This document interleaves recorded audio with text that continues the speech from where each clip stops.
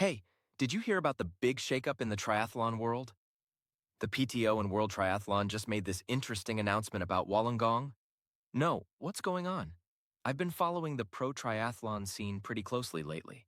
So basically, they're making some major changes to the venue setup. It's pretty big news considering how established these events usually are. Have you ever been to any races in Australia? Yeah, actually. The atmosphere down there is incredible. But what exactly are they changing? Well, it's fascinating how both the PTO and World Triathlon are working together on this. It's actually pretty rare to see these two organizations collaborating so closely on venue decisions. That's true. Usually they operate pretty independently, right? What prompted this change? From what I understand, it's part of a larger strategic move to evolve professional triathlon. They're trying to create more dynamic race environments and probably better broadcast opportunities too. The sport's really been growing lately. Makes sense. The sport has changed so much in recent years, especially with all the new formats and series popping up. Do you think this will impact the athletes' preparation much?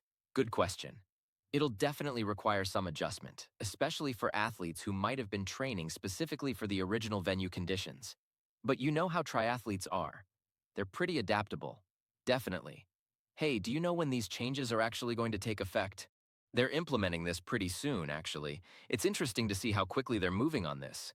It really shows how the professional triathlon scene is becoming more dynamic and responsive to change. Sounds like exciting times for the sport. I'll have to keep an eye on how this plays out in the upcoming season. Absolutely. And to think, this is just one piece of how professional triathlon is evolving. The whole landscape of the sport seems to be in this really interesting period of transformation. True that. Between the PTO's innovations and World Triathlon's developments, it's definitely not the same sport it was even 5 years ago.